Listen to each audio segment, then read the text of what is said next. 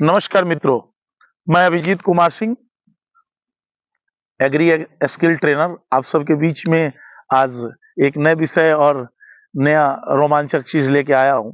और आज मैं उपस्थित हूं उत्तर प्रदेश के कुशीनगर जिले के पडरौना प्रखंड के बेलैसू गांव में। बेलौसी गांव में हूं। यहाँ यह हमारे पीछे आप देख पा रहे हैं, यह जो आपको अलग-अलग विधियों में या अलग-अलग वर्मी कंपोस्ट बनाने की विधियों में आपको बताया है कि भाई वर्मी कंपोस्ट तो आदमी ऐसे, लेकिन मुख्य रूप से हम लोग 4 विधि से बनाते हैं।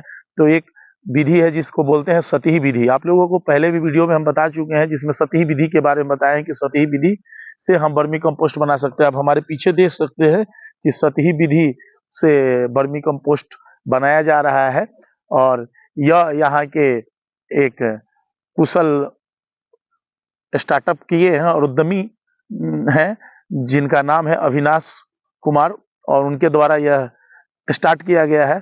यह भी आरसेटी से ही प्रशिक्षण लेकर किए हैं। इनसे भी हम आप लोगों से इनकी भी बातों को सुनवाएंगे। तब तक आप लोगों को हम दिखाना चाहते हैं जो कि यह सतही विधि जो हम चाहेंगे कि अपने मित्र से कि थोड़ा-सा इधर फोकस करें। यह सतही विधि जिसमें हम बताते हैं कि जिसमें कुछ भी शेड वगैरह की ज़रूरत नहीं है, जिसमें लिमिटेड समय के लिए हम ये करते हैं।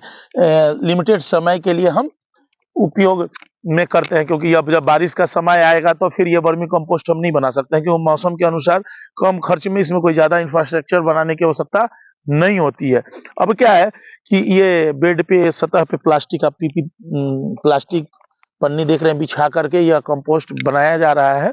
और कारण क्या है कि जब इन्होंने ट्रेनिंग लिए बिना ही इसका काम शुरू किया था, तो दिक्कत हो रहा था। आप दिखा सकते हैं आप लोगों को देख कि इसमें केचुआ कैसे इसके अंदर बढ़ रहा है। आप इस तरह से देखिए कैसे केचुआ का आप जो देख रहे हैं ये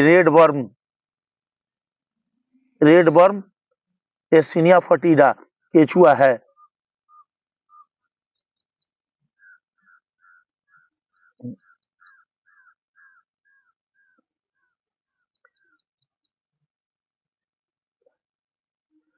ये आप देख सकते हैं कि ये आप एसिना फटीडा जिसकी लंबाई 3 से 4 इंच होती ही है और इसका जीवन काल ज़्यादा लंबा नहीं होता है, लेकिन इसकी प्रजनन क्षमता काफ़ी अच्छी होती है, आप देख सकते हैं। तो आप लोगों को पहले भी उपयुक्त वीडियो में हमने बताया भी है। तो इस तरह से आप सभी आप करने की सलाह देते हैं, जिसमें ये वर्मी कंपोस्ट जो है 60 दिन के बाद में हम इसको उपयोग में ले सकते हैं। और इसको क्या करना होता है कि कुछ नहीं, इसे प्रतिदिन अगर हम इस तरह से हम इसमें मूवमेंट करते हैं, तो क्या होता है कि केचुओं में हरकत होती है और केचुआ इस अवशिष्ट को, गोबर के अवशिष्ट और फसल के अवशिष्ट को बहुत बेहतरीन ढंग से और बड़ा आनंद पूर्वक खाता है और खाने के बाद यह चाय पत्ती की दाने की तरह छोटा-छोटा हो जाता है, जो तैयार होने का लक्षण दिखाई देता है कि यह तैयार हो रहा है। दूसरा क्या है कि हम इसमें से वर्मी बाँस जो बताते हैं कि वर्मी कंपोस्ट से वर्मी बाँस आप देख सकते हैं कि इधर इकट्ठा हो रहा है, क्योंकि जो कि सतही विधि में थोड़ा-सा डिफ़िकल्ट होता है। सतही विधि में डिफ़िकल्ट होता है कि वर्मी बाँस को इकट्ठा किया जाए। बेड विधि और घड़ा विधि में और चक्रीय विधि में वर्मी बाँस निकालना बड़ा आसान है, लेकिन थोड़ा-सा सतही विधि में जिसे बगीचा विधि भी कहते हैं।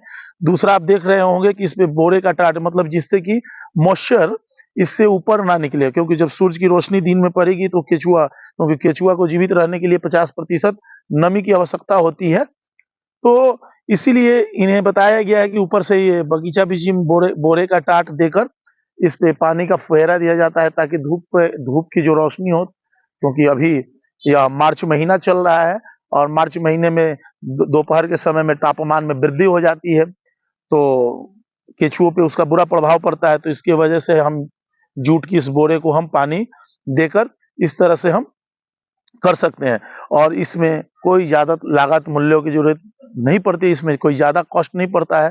आप कहीं भी सतह में या बगीचा में, सतह विधि को बगीचा विधि इसलिए बोला जाता है ताकि जैसे अभी ये बोरे के टाट का प्रयोग हो रहा है, अगर यही बगीचा में किया जाता, पेड़-पौधे में हुआ होता तो ज़्यादा और बेस्ट होता है, जिससे कि ये जो टेम्परेचर कंट्रोल करने का, धूप कंट्रोल करने का जो व्यवस्था है, उसमें वो छाया जो है, पेड़ का छाया आपको मदद करती है।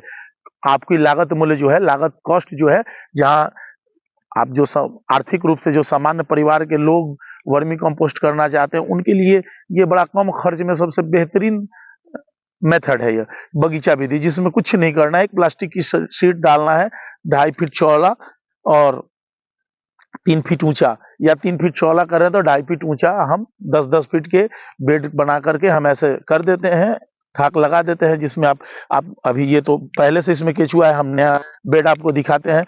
को देने का तरीका ऐसा होना चाहिए कि इसमें फसल का अवशेष, क्योंकि आज हम इससे भी अछूते नहीं है, क्योंकि किसान पराली जला रहे हैं और उनको लगता है कि पराली का उपयोग नहीं, तो हम वर्मी कंपोस्ट बनाने में भी पराली का उपयोग कर सकते हैं। कुछ नहीं करना है, जो आप पराली होते हैं उसको इकट्ठा करिए और यहाँ आप वर्मी कंपोस्ट में केचुआ का खुराक के रूप में दे दीजिए। पहले आप पुआल, गोबर, माने पुआल का माने फसल अवशेष, देखिए इधर दिया हुआ है। इस तरह से जब हम देते हैं, लेयर टू लेयर देते हैं, तो इसे केचुआ बहुत ज्यादा पसंद भी करता है, और उससे क्या होता है कि हमारी जो धरती माँ है वो भी जलने से बच जाती है, हमको आग लगाने की आवश्यकता नहीं है।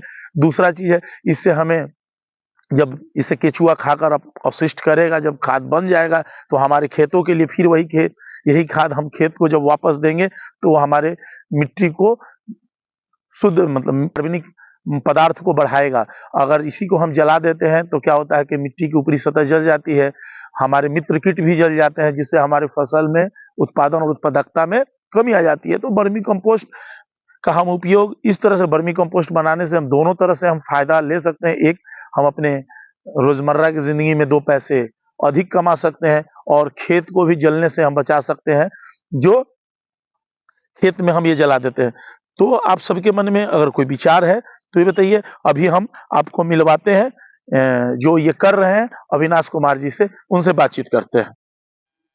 चलिए, ये अविनाश जी हैं, अब चलिए इनसे ही हम बात करते हैं।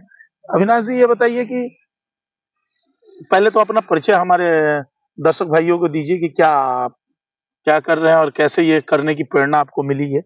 नमस्कार दोस्तों, मैं अविनाश कुमार ग्राम बिलई कुशीनगर से हूँ, और हमने वर्मी कंपोस्ट का पहले लगाने के लिए वो किया, और पहले हम जाके पता किए।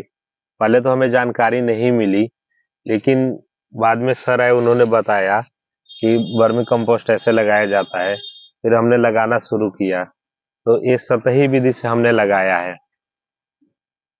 अच्छा अविनाश जी, ये बताइए कि क्यों कर रहे हैं, मतलब ये बनाने के पीछे कारण क्या है, क्यों लगा कि मतलब ये वर्मी कंपोस्ट इस विधि से करना चाहिए, और भी विधियां हैं।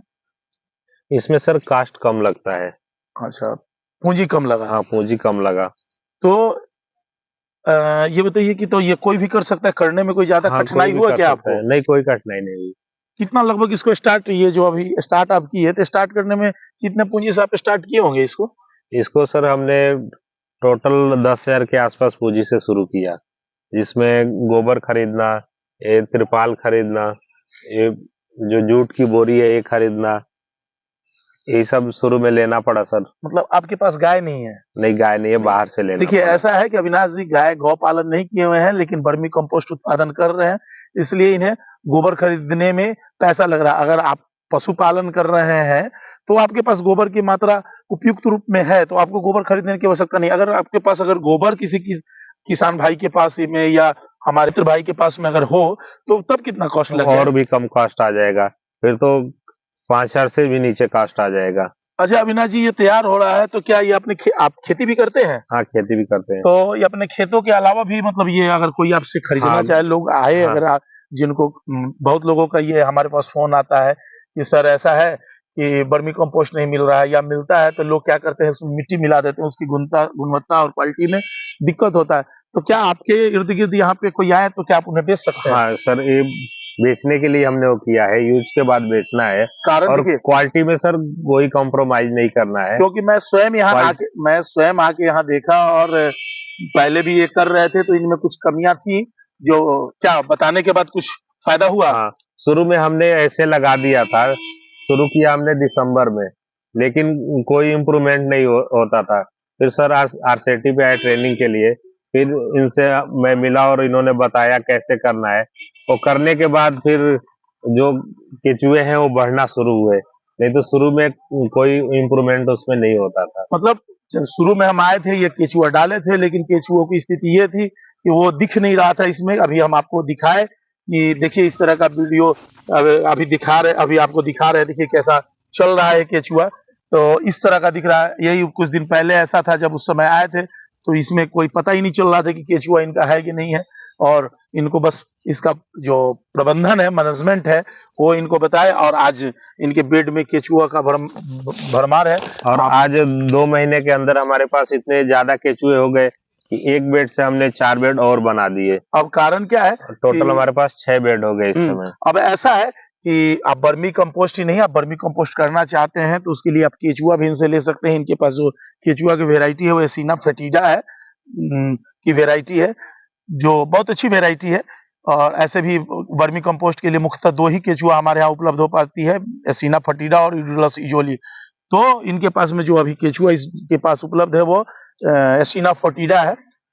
अच्छी केचुआ है जिसकी लंबाई छोटी होती है, लेकिन उसका खाने की जो क्षमता है, वृद्धि का जो क्षमता है, बहुत तेज है। अब क्या है कि इनके पास आइएगा तो केचुआ भी है इनके यहाँ। आपको केचुआ भी, आपको वर्मी कंपोस्ट कर रहे हैं, आपका मन है तो प्रॉब्लम होता है कि केचुआ कहाँ मिलेगा, तो अविनाश जी के पास मिल जाएगा। आगे आप इनसे कांटेक्ट करना हो तो इनका नंबर भी नीचे स्क्रीन पे चल रहा है, आप इनसे एक संपर्क करके अविनाश जी से इन पे कॉल करके इनके से केचुआ खरीद सकते हैं, और ये आप लोगों को जो उचित मूल्य रेट होगा उस पे आपको केचुआ मुहैया करा देंगे, उपलब्ध दे देंगे। और जब अगर वर्मी कंपोस्ट अपने खेतों के लिए खरीदना भी हो तो आप दे सकते हैं।